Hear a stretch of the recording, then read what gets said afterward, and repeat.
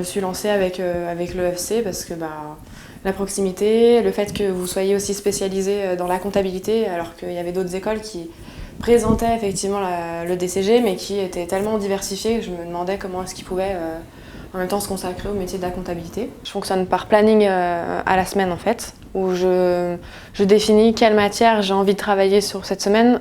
Et comme ça m'angoissait de me dire bon allez à 20h je m'y mets, à 22h j'ai terminé, c'était trop étroit, je fonctionnais par semaine. Et ça marchait bien au final puisque j'ai réussi à couvrir le programme sur l'année des fois en mettant des petits coups de boost par exemple en passant un week-end entier à faire que ça. Et aussi bien j'essayais quand même de me réserver le dimanche pour pas travailler en me disant voilà c'est ma journée ressource.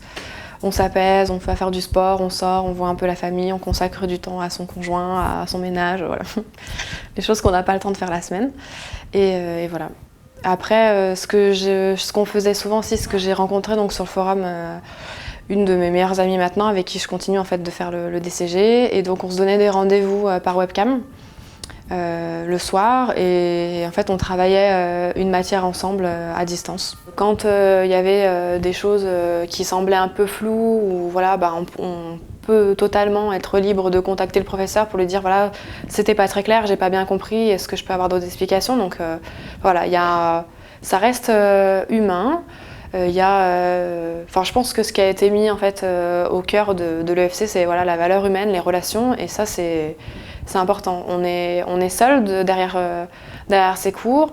Parfois on peut avoir des baisses de morale et se dire oh, je vais jamais y arriver, de toute façon je suis toute seule, il n'y a personne qui m'aide. C'est à ce moment-là où hop, on a des gens en face, ne serait-ce que pas forcément les professeurs, mais aussi une équipe pédagogique.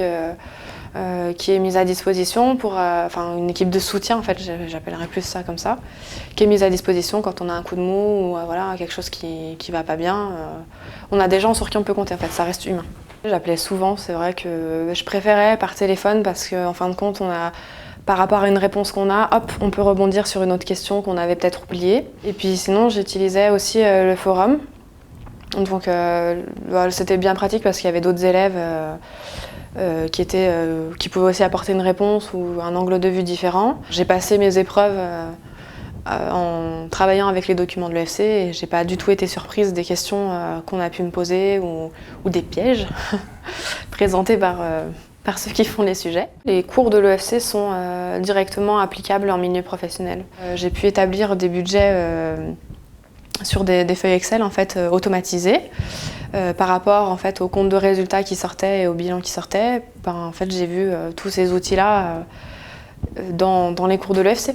Et ça m'a permis d'analyser ce que je voyais, on va dire concrètement. J'ai pu coller des mots dessus parce que j'avais lu ça dans les cours. Mon avenir professionnel avec mon DCG bientôt en poche et puis le travail que j'ai effectué avec l'ESC, je le vois plutôt de manière sereine. Je me dis que de toute façon, toutes les connaissances que j'ai acquises pendant mes études de par correspondance, je sais que je vais pouvoir les utiliser et puis qu'elles sont solides, que voilà, à travers tout ce que j'ai pu lire et apprendre, c'est des compétences véritables en fait, que j'ai à la sortie. Donc je me fais pas de soucis pour mon avenir. Une fois le DCG en poche, normalement il n'y a pas de problème.